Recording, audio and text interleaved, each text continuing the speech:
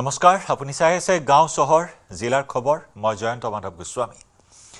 টিহুৰ উত্তৰ পূব mega food পাৰ্কত বিধ্বংসী অগ্নিকাণ্ড হাইজিন প্ৰাইভেট লিমিটেড নামৰ কোম্পানীত লাগিল জুই অগ্নিকাণ্ডৰ পাছতে কোলা ধোঁৱাই সানি ধৰে সমগ্ৰ অঞ্চল শৰ্ট সাৰ্কিটৰ ফলত বিধ্বংসী জুইৰ সূত্ৰপাত হোৱাৰ সন্দেহ ঘটনাস্থলীত উপস্থিত অগ্নি নিৰ্বাপক বাহিনীৰ জুই নিৰ্বাপনৰ চেষ্টা ইয়া টিহুৰ উত্তৰ পূব মেগা ফুড পাৰ্কত সংঘটিত হোৱা অগ্নিকাণ্ডৰ দৃশ্য হাইজিন প্ৰাইভেট লিমিটেড নামৰ কোম্পানীত জুই লাগে অগ্নিকাণ্ডৰ পিছতে কোলা ধোঁৱাই জুয়ে সানি ধৰে সমগ্ৰ কোম্পানীটোৰ কাৰ্যালয় চৌহদ লগতে সমগ্ৰ অঞ্চল কোলা ধোঁৱাই সানি ধৰিছে শৰ্ট সাৰ্কিটৰ ফলত জুইৰ সূত্ৰপাত হোৱাৰ সন্দেহ কৰা হৈছে অগ্নি নিৰ্বাপক বাহিনী ঘটনাস্থলীত উপস্থিত হৈ জুই নিৰ্বাপনৰ নিৰন্তৰ চেষ্টা অব্যাহত ৰাখিছে অৱশ্যে অগ্নিকাণ্ডত হতাহতৰ খা খবৰ অহা নাই কিন্তু এই অগ্নিকাণ্ডত বহু লাখ টকাৰ কোটি টকাৰ লোকচান হোৱাৰ আশংকা কৰা হৈছে এই মুহূৰ্তত জুই এতিয়াও নিৰ্বাপন হোৱা নাই জুই নিৰ্বাপনৰ চেষ্টা বৰ্তমানেও চলাই থকা হৈছে শৰ্ট সাৰ্কিটৰ ফলত সংঘটিত হ'ল এই বিধ্বংসী অগ্নিকাণ্ড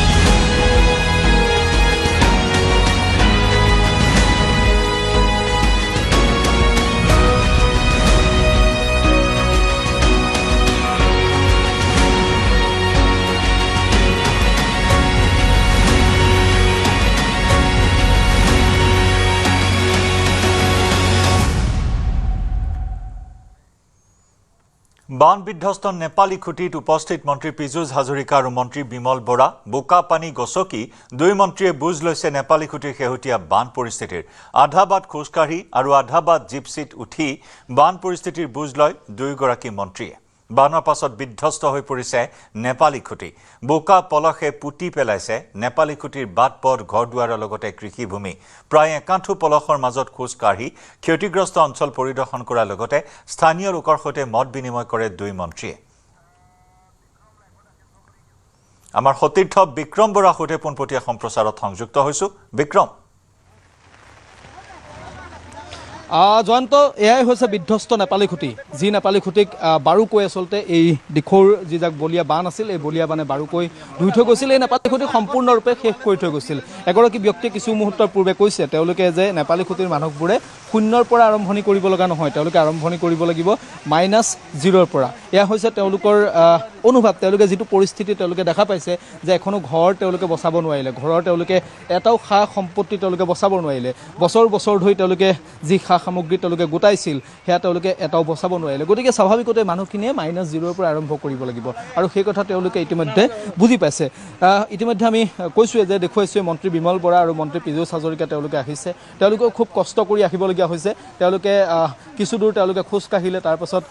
বিমল বৰাই নিজে এখন জিপচি চলালে তাৰপাছত জিপচিখনো এতিয়া নচলা হ'ল আৰু এতিয়া এখন ফৰ্চুনাৰ লৈ নেপালী খুঁটিৰ আন এটা প্ৰান্তত আহিছে ইয়াত দেখা পাইছে নাজিৰাৰ বিধায়ক ময়ূৰ বৰগোহাঁই নিজেই এখন ফৰ্চুনাৰ বাহন চলাইছে আৰু মন্ত্ৰী বিমল বৰা পীযুষ হাজৰিকাক উঠাই এই প্ৰচণ্ড বৰষুণৰ মাজত পলসৰ মাজত পানীৰ মাজত আহিছে একমাত্ৰ এই বৰ্ণাঢ্যৰ যি দুখ দুৰ্দশা সেই দুখ দুৰ্দশাৰ বুজ ল'বলৈ আহিছে এতিয়া মানুহবোৰে তেওঁলোকে এই পলস আঁতৰাৰ লগে লগে নেপালী খুঁটিৰ মানুহবোৰে তেওঁলোকে ঘৰখন কিছু মোকলাব পাৰি নেকি যি থাকি গৈছে ঘৰখনতো তেওঁলোকৰ নাই যি অকণমান থাকি গৈছে সেয়া তেওঁলোকে মোকলাব পাৰি নেকি তাৰ এটা তেওঁলোকে চেষ্টা কৰিছিল কিন্তু সেয়াও যেন সম্ভৱ হৈ উঠা নাই কাৰণ পুনৰ বৰষুণ তেওঁলোকে নিশাৰটো বৰষুণ আজি ৰাতিপুৱাৰ পৰা বৰষুণ হৈ আছে এতিয়াও পুনৰ বৰষুণ আহিছে সেয়া আমি দেখুৱাইছোঁ কেমেৰাত হয়তো দেখা পাইছে জয়ন্ত যে এয়া মন্ত্ৰী বিমল বৰা আৰু পীযুষ হাজৰিকাই এই যিসকল স্থানীয় লোক আছে স্থানীয় লোকসকলক এই মুহূৰ্তত সাক্ষাৎ কৰিছে এয়া হৈছে পৰিৱেশ প্ৰচণ্ড বৰষুণৰ মাজত এয়া এনেদৰে এইসকল বৰ্ণাঢ্যক সাক্ষাৎ কৰিছে তেওঁলোকে বৰ্ণাঢ্যসকলৰ দুখ দুৰ্দশাৰ বুজ ল'বলৈ চেষ্টা কৰিছে কাৰণ এই যিখন নেপালী খুঁটি গাঁও এই নেপালী খুঁটি গাঁওখনত এতিয়া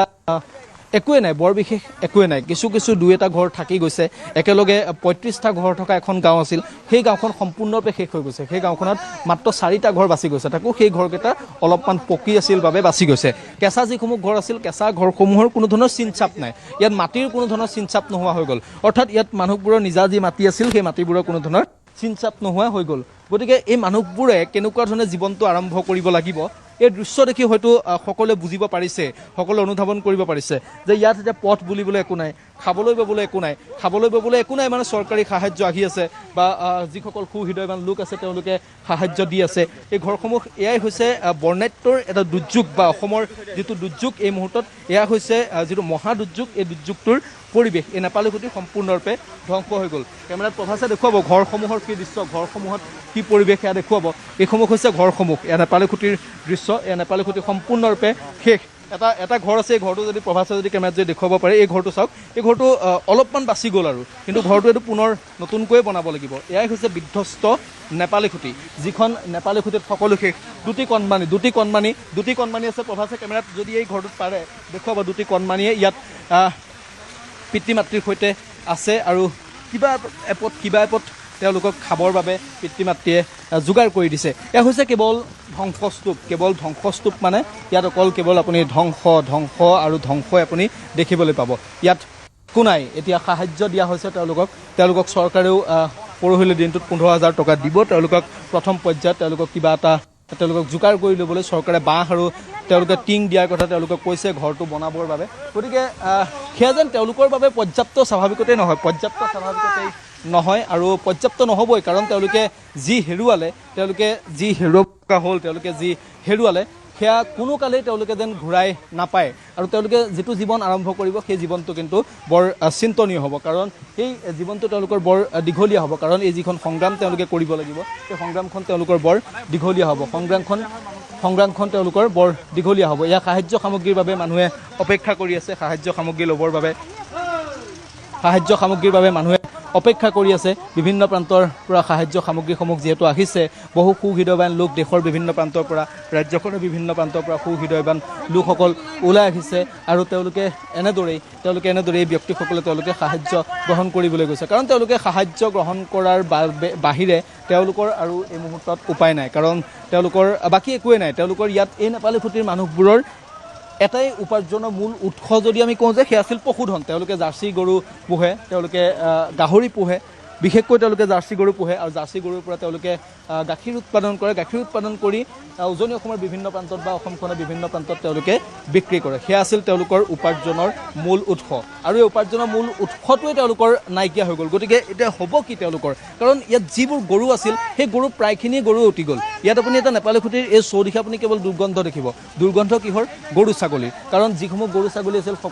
সকলোখিনি উটি গ'ল গতিকে চৌদিশৰ পৰা এটা দুৰ্গন্ধই দেখিবলৈ পোৱা গৈছে গতিকে এই মানুহখিনিৰ জীৱনটো এই নতুন যিটো জীৱন হ'ব এই নতুন জীৱনটো কিন্তু বৰ কষ্টকৰ হ'ব নতুন জীৱনটো বৰ অসহ্যকৰ হ'ব এয়াই হৈছে এই মুহূৰ্তত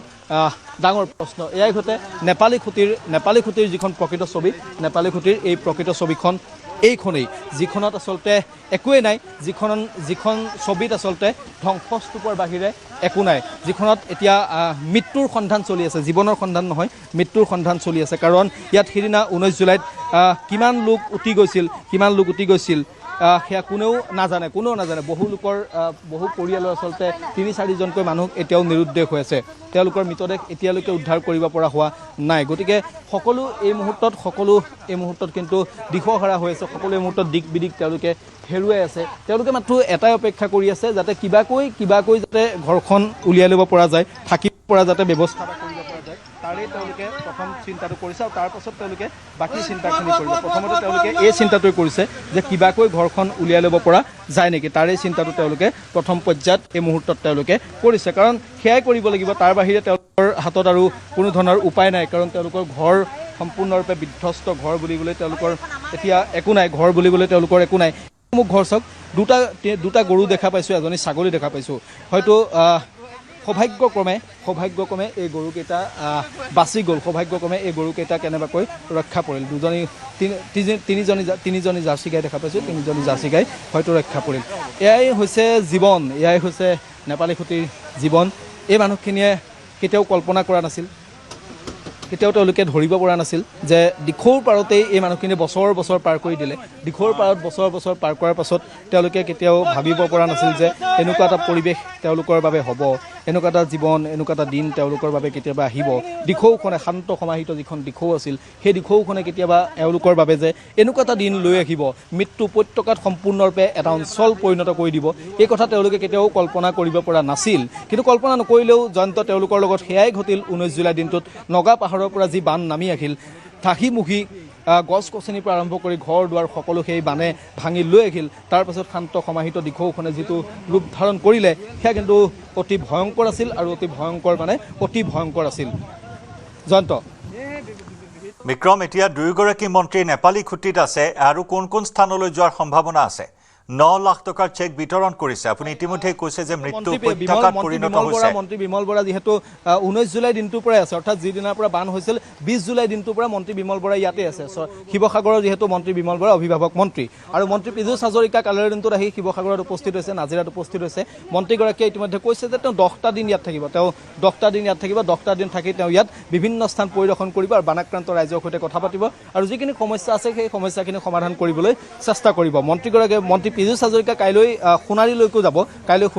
আৰু মন্ত্ৰীগৰাকীয়ে ইতিমধ্যে নিৰ্দেশ দিছে যে এই নেপালী খুঁটি হওক বা যিসমূহ বানাক্ৰান্ত অঞ্চল আছে, শিৱসাগৰত বানাক্ৰান্ত অঞ্চল আছে, প্ৰতিদিনে দুটাকৈ কেম্প অনুষ্ঠিত কৰিবলৈ কালিৰ দিনটোতে নিৰ্দেশ দি দিছে। সেই কেম্প দুটা হৈছে এটা স্বাস্থ্য বিভাগৰ, PHC বিভাগৰ আৰু ভেটেনেৰী বিভাগৰ, অৰ্থাৎ পশুপালন, জনস্বাস্থ্য কাৰিকৰী বিভাগ আৰু স্বাস্থ্য বিভাগ, এই তিনিটা বিভাগে একেলগে মিলি যৌথভাৱে তেওঁলোকক প্ৰতিদিনে দুটাকৈ ডাঙৰ ডাঙৰ কেম্প কৰিবলৈ তেওঁলোকক নিৰ্দেশ দিয়া হৈছে। আৰু মন্ত্ৰীৰ নিৰ্দেশৰ পাছতে ইতিমধ্যে কেম্প ইয়াত বহোৱা হৈছে। আজি নেপালী খুঁটিত ইতিমধ্যে এটা কেম্প বহোৱা হৈছে, আৰু ৰমণীত এটা কেম্প ইতিমধ্যে বহোৱা হৈছে। এয়া হৈছে এটা বিধ্বস্ত পৰিৱেশ। এতিয়াও নেপালী খুঁটিত পানী আছে, আপুনি দেখিছে। নেপালী খুঁটিৰ মানুহবোৰক প্ৰভাসে কেমেৰাত যদি অলপ জুম কৰিব আগলৈ, এয়া মানুহবোৰ তেওঁলোকে হাতত সাহায্যৰ টোপোলা এটা লৈ মানুহখিনি তেওঁলোকে ঘৰখনলৈ বুলি গৈছে, কাৰণ তেওঁলোকে ঘৰখন এৰিবও নোৱাৰে। ঘৰখন যদিও নাই তেওঁলোকৰ, তথাপিতো তেওঁলোকে তাতেই থাকিবলৈ চেষ্টা কৰিছে। বাকী তেওঁলোক থাকিব ক'ত, সেয়াও এটা ডাঙৰ প্ৰশ্ন। গতিকে তেওঁলোকে ৰাস্তাৰ কাষলৈ আহে, ৰাস্তাৰ কাষত তেওঁলোকে দুই এপদ যিসকল সুহৃদয়মান লোকে সাহায্য লৈ আহে বা চৰকাৰী সাহায্য আহে, সেই সাহায্য তেওঁলোকে গ্ৰহণ কৰে। তাৰ পাছত তেওঁলোকে এনেদৰেই পানী ফালি, বোকা ফালি, পলস ফালি তেওঁলোকে ঘৰখনলৈ যায়, আৰু তাৰ পাছত তেওঁলোকে ঘৰখনত ওচৰত গৈ তেওঁলোকে চিন্তা কৰে যে আমাৰ কি হ'ব, আমি জীৱনটো আকৌ কেনেকৈ আৰম্ভ কৰিম, সেই চিন্তা তেওঁলোকে এতিয়া কৰিছে। জয়ন্ত। ধন্যবাদ বিক্ৰম।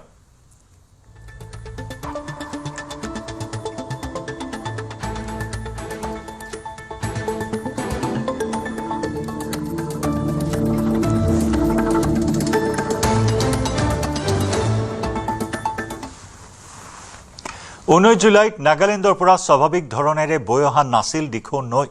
নাগিনীমৰাত পাহাৰৰ পৰা যধে মধে বৈ আহিছিল পানী। 19 জুলাইৰ পানীয়ে নাগিনীমৰাত কেইবাটাও সৃষ্টি কৰিলে খুঁটি। পাহাৰ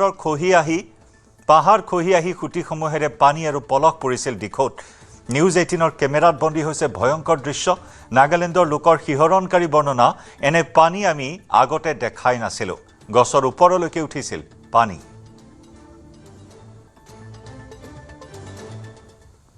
ঊনৈছ জুলাই বান কিমান ভয়াৱহ আছিল আপুনি আজি নাগালেণ্ডৰ মন জিলাৰ নাগিনীমৰাৰ পৰা আপুনি দেখিব। এয়া হৈছে নাগিনীমৰা,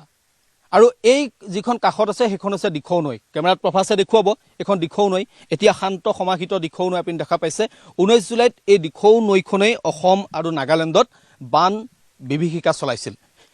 এখন দিখৌ নৈ, এই দিখৌ নৈ দিয়েই পানী বৈ আহিছিল, পাহাৰ খহি আহিছিল, মনত বৰষুণ হৈছিল, তাৰ পাছত পাহাৰ খহি আহিছিল, ভূমিস্খলন হৈছিল, আৰু এনেদৰে দিখৌৱে সমগ্ৰ অসম আৰু নাগালেণ্ডখনত, কিন্তু নাগালেণ্ডৰ কেইবাটাও প্ৰান্তত বান বিভীষিকাৰ সৃষ্টি কৰিছিল আৰু এক প্ৰকাৰ মৃত্যুকুণ্ডত পৰিণত কৰিছিল। এতিয়া কেইটামান দৃশ্য আপোনাক দেখুৱাম।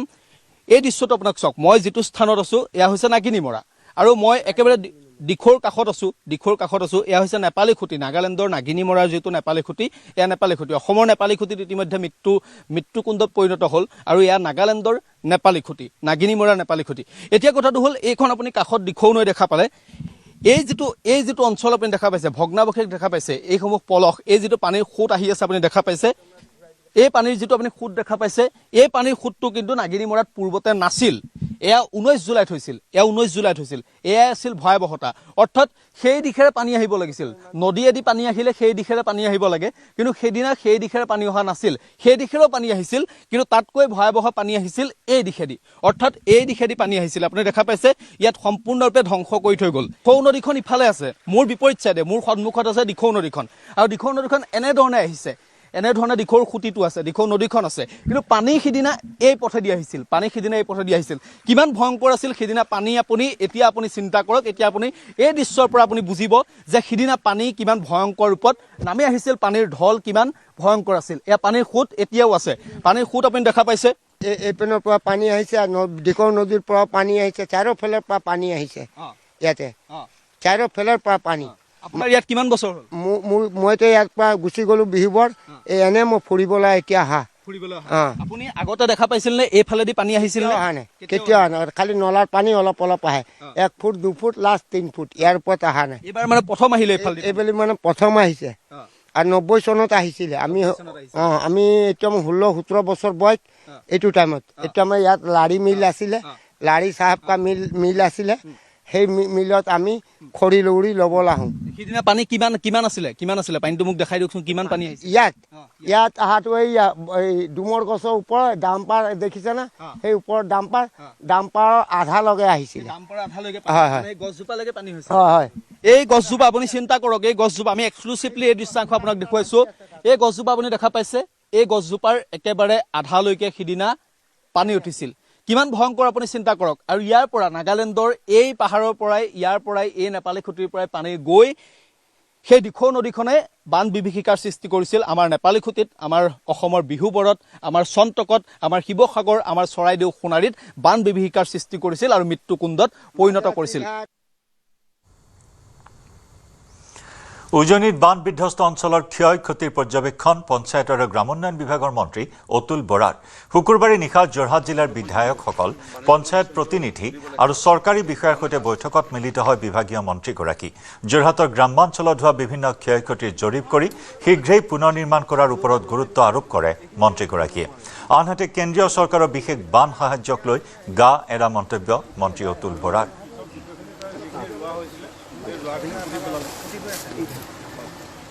যিখিনি কৰিব লাগে গভৰ্ণমেণ্টে কৰিছে মুখ্যমন্ত্ৰী দিনে ৰাতিয়ে যুদ্ধকালীন ক্ষিপ্ৰতাৰে সকলোকে লগাই দিছে নিজেও ব্যস্ত হৈ আছে আমিও আহিছোঁ এতিয়া মই আহিছোঁ কালিলৈ হয়তো অন্য এগৰাকী মন্ত্ৰী আহিব বিষয়াসকলে কাম কৰি আছে জ্যেষ্ঠ বিষয়াসকল আহিছে গতিকে যুদ্ধকালীন ক্ষিপ্ৰতাৰে সকলোৰে কাম কৰিছে কথাটো এনেকুৱা নহয় চৰকাৰখনেই হৈছে ডাবল ইঞ্জিন চৰকাৰ এইবিলাকতো এতিয়া ইমান এটা ডাঙৰ কথা কি এইটো এটা বিপদকাল সংকটকাল এৰ বিৰোধী এইবিলাক কথা উলিয়াই আছে যিকোনো এটা কাম কৰিলে পৰিকল্পিতভাৱে কৰিব লাগিব এঠাইতে হোৱা নাই কেইবাঠাইতো হৈছে সমান্তৰালভাৱে কেইবাঠাইতো হৈছে আজি বহুত জেচিপি উঠিও গৈছে নহয় জেচিপি উঠি গৈছে হাতী উঠি আহিছে এই বলিয়াবানত গতিকে গোটেইখিনি এতিয়া সব ফালৰ পৰা মানে ঠিক ঠাক কৰিবলৈ ৰেষ্টৰেশ্যনৰ কাৰণে সব ফালৰ পৰা গভৰ্ণমেণ্ট সম্পূৰ্ণৰূপে প্ৰস্তুত উজনিৰ জলপ্ৰলয়ৰ আজি 14 দিন ঠায়ে ঠায়ে বান কমিছে যদিও এতিয়াও শিৱসাগৰ জিলাৰ শতাধিক গাঁও বানৰ কবলত আনহাতে ধাৰাসাৰ বৰষুণৰ পাছতে পুনৰ শংকিত হৈ পৰিছে শিৱসাগৰ নাজিৰাবাসী নেৰেনেপেৰা বৰষুণৰ বাবে বিপদসীমাৰ ওপৰেৰে বৈছে দিখৌ নৈ ফলত 12 দিনে জলমগ্ন হৈ আছে বেতবাৰী মৌজাৰ চাংমাই গাঁৱৰ বহু পৰিয়ালৰ বাসগৃহ বানত সৰ্বস্ব হেৰুৱাৰ পিছত দিশহাৰা হৈ পৰিছে হাজাৰ হাজাৰ বন্যাৰ্ত এতিয়াও আশ্ৰয় শিবিৰ পথৰ ডিভাইডাৰ আৰু ৰাজপথত এখন ত্ৰিপালৰ তলত উজাগুৰি নিশা কটাইছে বানাক্ৰান্ত লোকে বহু পৰিয়ালৰ ঘৰত পানী শুকাল যদিও ঘৰৰ বাহিৰে ভিতৰে একান্থু পৰ্যন্ত বোকা আৰু পলস ৰাজ্যত এই পৰ্যন্ত প্ৰায় 82 গৰাকীকৈ লোকে প্ৰাণ হেৰুৱাইছে বানাক্ৰান্তসকলে কঠিয়াৰ অভাৱত যাতে নিজৰ খেতিডৰা ৰোপণ কৰিব নোৱাৰে পুনৰ জনাইছো বানাক্ৰান্তসকলে কঠিয়াৰ অভাৱত যাতে নিজৰ খেতিডৰা নকৰাৰ পৰা বহি থাকিবলগীয়া নহয় তাৰ প্ৰতি লক্ষ্য ৰাখি যোৰহাট বিজেপিৰ বৃহৎ পদক্ষেপ প্ৰলয়ংকাৰী বানে নষ্ট কৰিলে শ শ বিঘা কৃষিভূমি সেয়ে যোৰহাট জিলা বিজেপিয়ে বৰহুলাৰ পৰা প্ৰায় 16 বিঘা ভূমিত ৰুব পৰাকৈ 3খন গাড়ীত প্ৰেৰণ কৰিছে কঠিয়া বৰহুলাত কৃষকসকলৰ ৰাহি হোৱা কঠিয়াসমূহ প্ৰেৰণ কৰিছে তিয়কৰ হাঁহ চৰালৈ কৃষকসকলে যাতে কঠিয়াৰ অভাৱত নিজৰ খেতিডৰা ৰোপণ কৰিব নোৱাৰে তাৰ প্ৰতি লক্ষ্য ৰাখি যোৰহাট জিলা বিজেপিয়ে এক সুন্দৰ পদক্ষেপ গ্ৰহণ কৰিছে আচলতে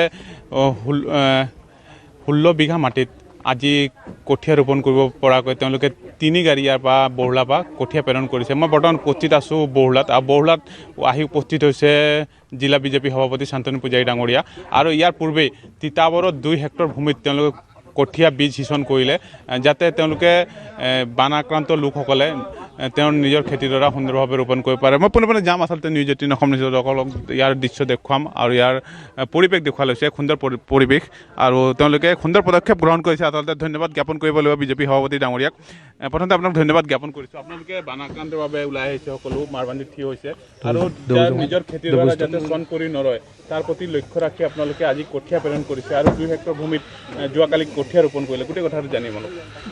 আচলতে এইবাৰ যি প্ৰলংকৈ বান সেই প্ৰলংকৈ বানে আমাৰ উজনি অসমৰ 4খন জিলাতে যদিও ক্ষতি কৰিছে চৰাইদেউ শিৱসাগৰ যোৰহাট আৰু গোলাঘাট তাৰ ভিতৰত কিন্তু চৰাইদেউ আৰু শিৱসাগৰ জিলাত ইয়াৰ প্ৰাবল্য বেছি ৰাইজৰ সমূল অংশে ইয়াত খেতি বাতিখিনি ধ্বংস হৈছে ৰাইজৰ জীৱন ধাৰণৰ যিটো প্ৰক্ৰিয়া সেইটো সম্পূৰ্ণভাৱে ব্যাহত হৈ পৰিছে বিভিন্ন ধৰণৰ সহায়ৰ এই মুহূৰ্তত বানাক্ৰান্ত ৰাইজসকলক প্ৰয়োজন আছে আৰু সেইকাৰণে আমি যোৰহাট জিলাত যিহেতু আমি বহু বছৰৰ পৰা এনেদৰে বানাক্ৰান্ত অঞ্চলৰ বাবে যোৰহাট জিলাখন এখন বানপীড়িত জিলা ঠায়ে ঠায়ে ইয়াত বান হয় সকলো জেগাতে সমানে নহয় গতিকে আমি ওখ ঠাইত সদায় কঠীয়া পৰাৰ ব্যৱস্থা কৰোঁ বানাক্ৰান্ত ৰাইজৰ সুবিধাৰ বাবে এনেদৰে যোৱা 7 বছৰ কৰি আহিছিলোঁ আৰু এই বছৰ যিহেতু ইয়াৰ প্ৰলংকৈ ৰূপটো বেছি হৈ গ'ল এই দুৰ্যোগ বেছি হ'ল সেইকাৰণে আমি বানাক্ৰান্ত অঞ্চলৰ বাবে আমাৰ বিভিন্ন ঠাইত ৰাইজে ইয়াৰ কাৰণে ব্যৱস্থা কৰিছে আমাৰ বৰহলা মণ্ডলৰ সভাপতি ডাঙৰীয়াৰ নেতৃত্বতো ইয়াত আজি আমি যি অসম চৰকাৰৰ কলাপানী চিট ফাৰ্ম আছিল তাত যি কঠীয়া ৰোৱা হৈছিল তাৰ ৰাহি কঠীয়া এনেদৰে আমি এয়া আচলতে ৰাহি কঠীয়া এয়া কেৱল বানাক্ৰান্ত ৰাইজৰ বাবে বুলি কৰা হোৱা নাছিলে এয়া খেতিয়ক ৰাইজক ৰাহি কঠীয়া আৰু তেখেতসকলে এয়া কঠীয়া বানপীড়িত ৰাইজৰ কাৰণে দান কৰিছে আমি কেৱল মই জিলা সভাপতি হিচাপে মণ্ডল সভাপতি ডাঙৰীয়াৰ লগত কথা পাতি ইয়াত যিমানখিনি ৰাইজ আছে সকলোৱে খেতিয়ক আৰু ইয়াৰ বেছিভাগে আমাৰ ভাৰতীয় জনতা পাৰ্টিৰ কাৰ্যকৰ্তা তেখেতসকলে মণ্ডল সভাপতিৰ নেতৃত্বত আজি কঠীয়াখিনি দান কৰিছে আৰু এই কঠীয়াখিনি আমি শিৱসাগৰ জিলাৰ বানপীড়িত অঞ্চললৈ পঠিওৱাৰ ব্যৱস্থা কৰিছোঁ এই যিখিনি কঠীয়া আজি এয়া শিৱসাগৰ জিলাৰ হাঁহচৰা কুজিবালি অঞ্চললৈ যাব সময় হ'ল গাঁও চহৰ জিলাৰ খবৰৰ পৰা বিদায় লোৱাৰ নমস্কাৰ